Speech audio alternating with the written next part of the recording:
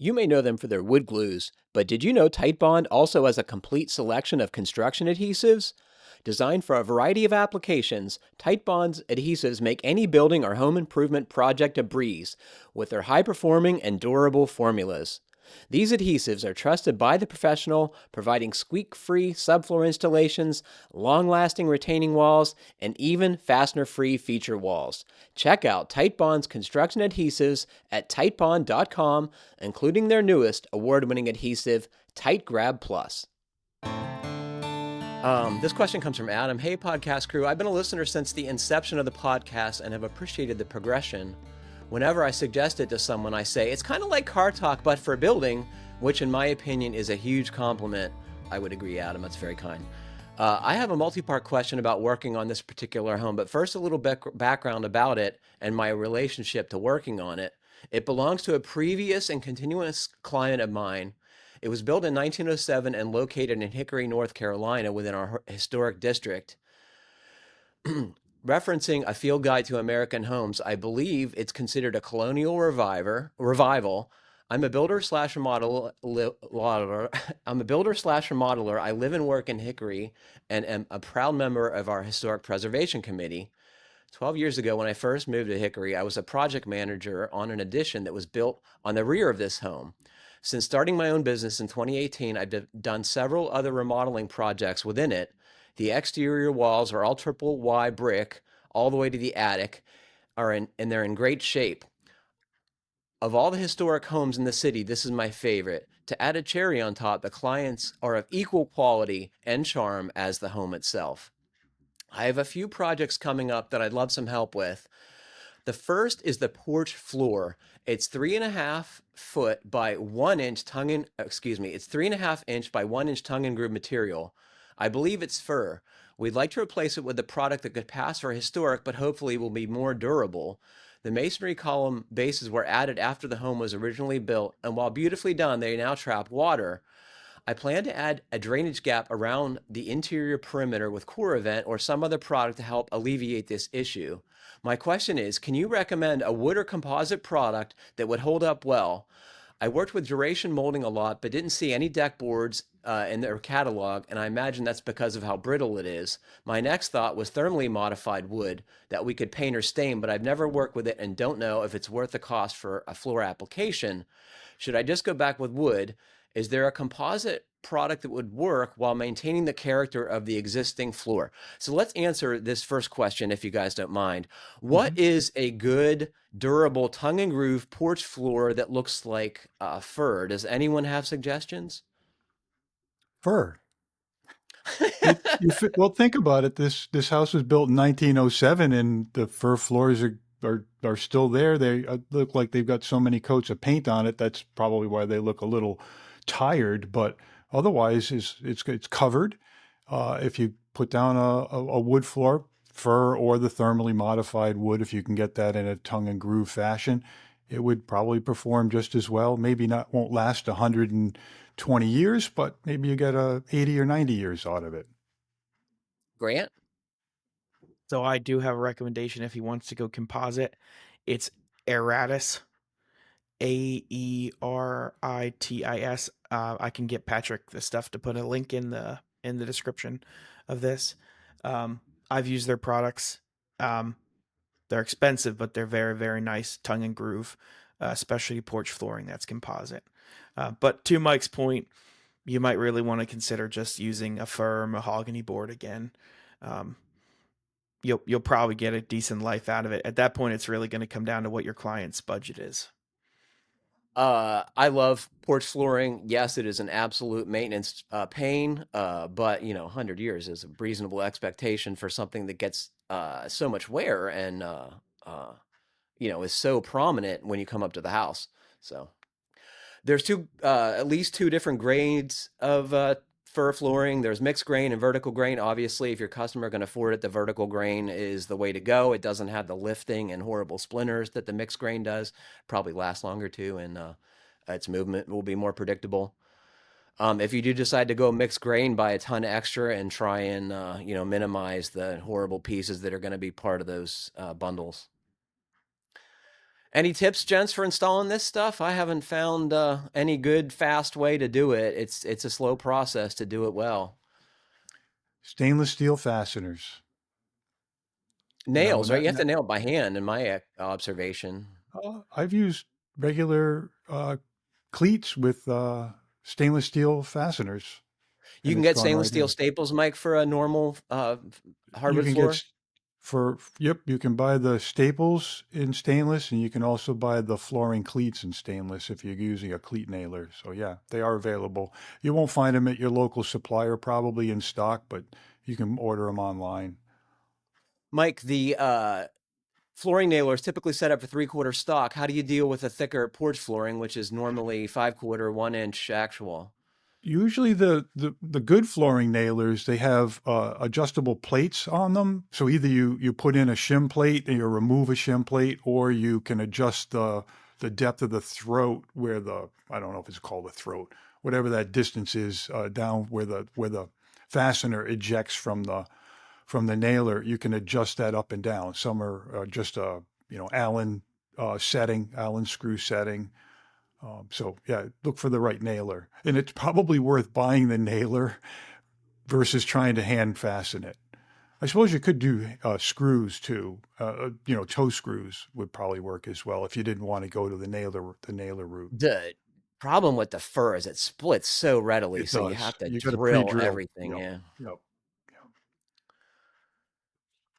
Yep. Fun project. I would, yeah, this is a beautiful house. It would be fun to work on it. Now the bigger question here. The next question is the gutter sealant for the box gutters. The client had a roofing contractor apply this, and I'll put some photos on the podcast page so y'all can look at this.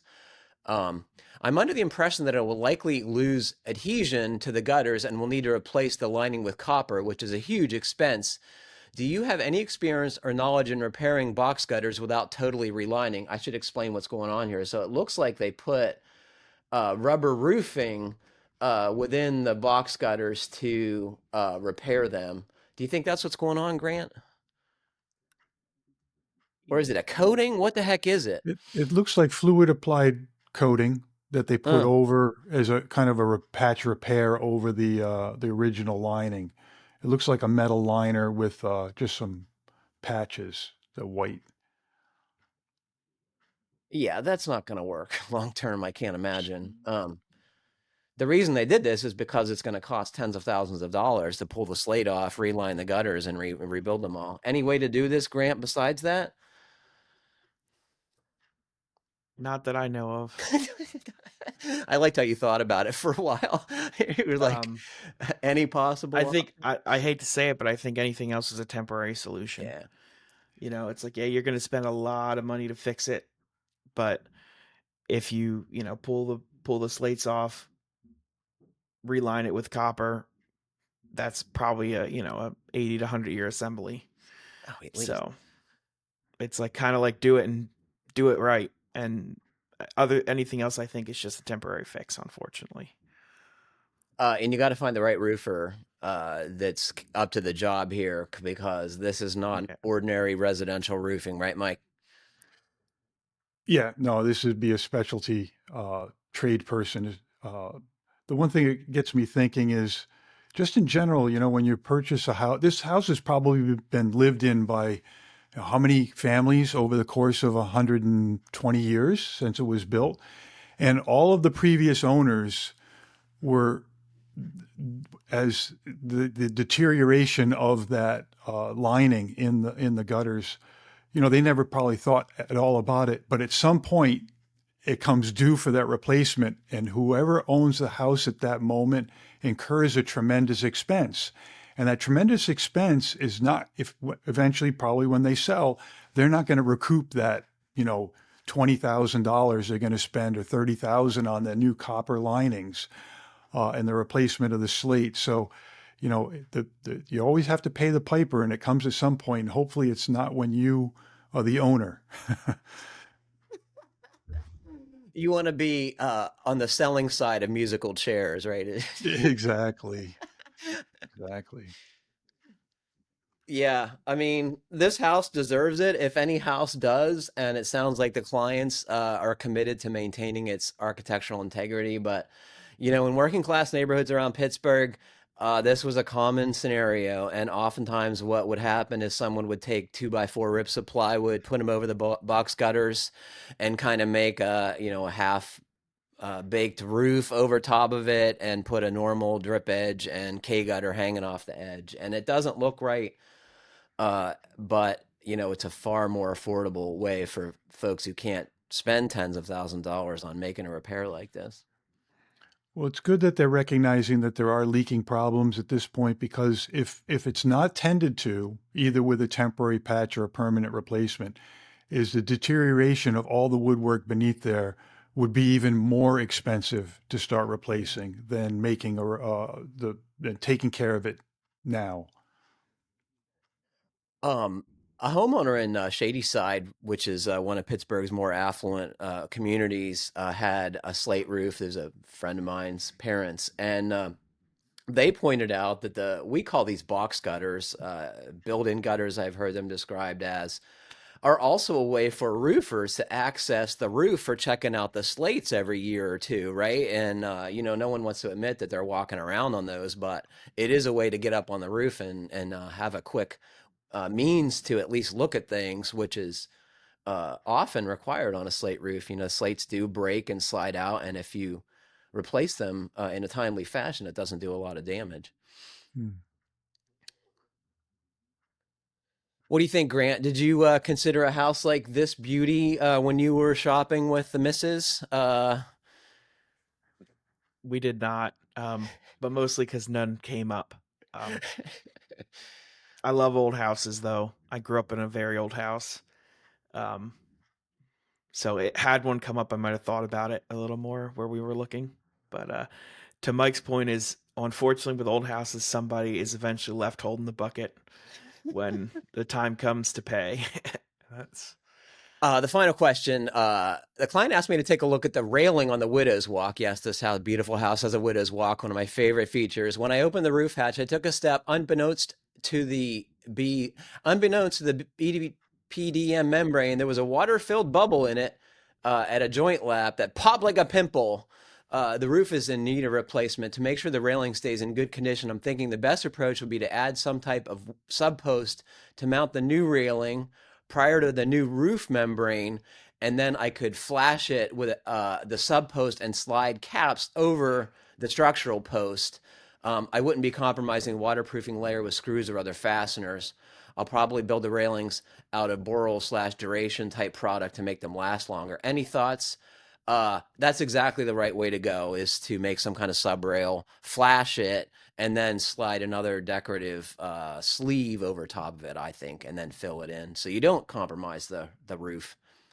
Yeah, so what folks need to realize is that when you have one of these flat roofs and you have that railing around it, those posts have to be structurally mounted to the framing in the roof itself. So they're going to be penetrating that EPDM roof. And any good EPDM roofer will be able to use the uncured EPDM, run it around a sub post, and then put a sleeve that could either be made out of wood, that or four-sided wood box that you make, or even the composite post sleeves, and would slide over that and act as a counter flashing, so that there are no fasteners through the EPDM. Once again, these are things that people cancel or take off because it's an expensive thing to redo when it comes time. yeah. I also don't wonder in this case. I know like metal deck posts have made a big uh, surgeons here, a big push in the last couple years, it seems like, on decks. I wonder if there isn't something he could look at that's a metal post that could be like a sub post kind of assembly. um, might be a step up from just like a wood sub post. And that high up, you wouldn't be able to tell that it wasn't wood or what it was, right? Right. Yeah. I've tried to convince Carol that a widow's walk is a good idea on our barn, and I haven't gotten a lot of traction because of the expense that could be, spent on more shall we say, practical projects. Mike, you were saying ahead of the show that this is a feature on some seaside homes in Rhode Island, which is where I see it often, is coastal homes in all of New England, right? Yep. Homes that we can't afford. But yeah. And you know, it's one of those maintenance headaches. You know, it looks great from the ground, but it's not really a functional thing other than, as you point out, you know, you can hop up through the roof hatch and look down on the slate roof and see if it needs any attention. But other than that, it's really just a design feature, something that as a person, as a homeowner, I'd rather not have the headache. So I'd be voting with Carol with in regard to your barn and putting one up there. Is it really functional? And would you ever get to use it for any purpose other than looking at it from the ground and, you know, making it look good for your neighbors to enjoy? I think there's a good reason to make structures that are beautiful to others, that others enjoy. That's a good thing for someone else to do, not me, is what I'm. Oh, wow. That was fun. It's always a pleasure seeing you guys. Thanks for being here. Pleasure. Absolutely. It's always a blast. Well, thanks to all of you for listening. Unfortunately, that's all the time we have for today. Mike, Grant, and Andres, it was a pleasure talking to you guys. I want to remind all our listeners, please send us your comments, questions, and suggestions to FHB Podcast at finehomebuilding.com. And please like, comment, or review us however you're listening. It helps other folks find the podcast. Stay safe, everybody. Keep craft alive. Please sign up for a Fine Home Building All Access membership.